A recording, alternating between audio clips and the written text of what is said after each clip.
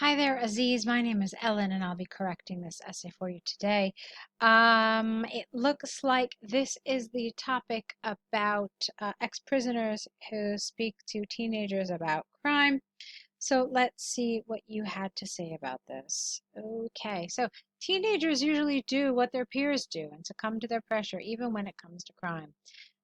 Many schools and institutions bring a speaker who has been rehabilitated in prison after committing a crime to talk to students about the danger and consequences of doing so.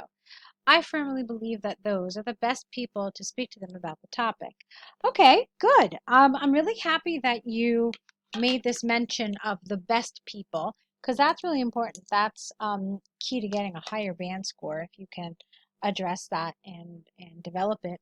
The grammar here was good, no issues. I saw some nice advanced cohesion, so that's really good too. So let's keep going and see what you wrote in your body paragraphs now. It is hard for parents and teachers to get students in their teenage years to listen to them because the students don't see those adults as people who know what they are talking about. They see them as people who haven't done anything mischievous.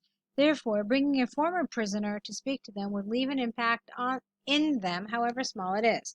All right, let's talk about this paragraph a little bit. First of all, we don't use contractions in IELTS Task 2. So no don't, no haven't. You should write the words fully out because this kind of language is considered informal. All right? So do not and have not. Um, I think what you wrote is okay, but you needed to go a couple of steps further. You needed to develop it. So essentially, you've left us with some unanswered questions. You talk about why parents are the wrong people to talk to teenagers about crime, but and you kind of like indirectly tell us about, indirectly for sure, that since the prisoners have firsthand experience, they will make a bigger impression.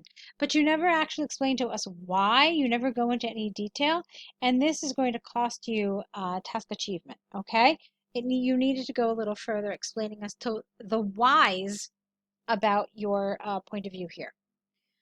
Okay, former prisoners who have seen what life in prison is like would be able to speak from the heart. They would tell students how valuable their freedom really is. Additionally, they could tell them stories about how prison not only takes here, S, away their freedom of movement, but also their freedom of choices. Prisoners cannot choose their food, their daily schedule, or who shares their cells. Okay. Now, here, what I would have liked would have been some sort of a conclusive statement to wrap all of this up together. Something like, therefore, based on the details and the firsthand experience that prisoners have to provide to youngsters, they are certainly the best people to talk to them about crime. Okay, so again, just wrapping it up a little bit better. Finally, students would usually pay attention when they think the speaker is cool. Careful with this language, it feels really informal, so avoid this. There are other ways to say this in a more academic style. So, for example, finally, students would pay attention when they think that the speaker is a potential role model or someone to admire. Okay? Sadly, because of how movies show how great actors commit a crime and go to prison, they live an action-filled life there. Teenagers think they would have that life too.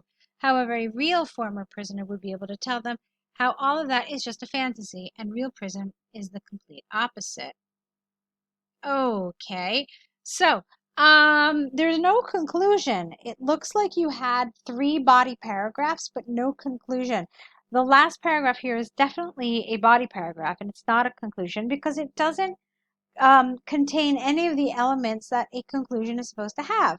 The conclusion is essentially supposed to wrap up, it's supposed to kind of rephrase your position. So this thing about prisoners being the best people, you're supposed to restate that and then leave the essay with a more general kind of statement, maybe a thought-provoking idea or a prediction for the future. Okay, so let me see if I can give you an example of what I'm talking about.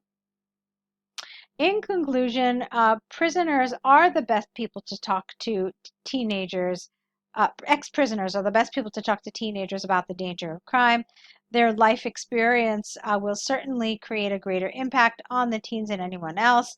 It is predicted that measures like this will continue to grow in the future. All right, and that's it. That's all your conclusion really needed to contain.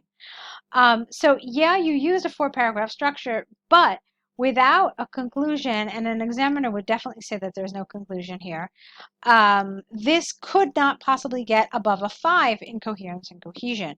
So grammar was very good. Your vocabulary was also very good. I didn't have an issue with any of that, but because of the issues with the lack of the conclusion, and also a little bit with the development, this is going to cost you, okay? So what I'm seeing here, Aziz, is some really good writing, a nice level of English, but what you need to do is really wrap this all together, and maybe develop some test skills, some test taking skills that will help you perform better in the exam. So for that reason, I really want to recommend to you signing up to the online course so that you can learn about our template to help you have really cohesive, well-structured essays, learning everything you need to know about essay writing and IELTS in general. So I hope that's something that we can get for you. I'd love to continue working with you and help you on your way to IELTS. So with that, that brings us to the end of a correction, and I want to wish you lots and lots of luck.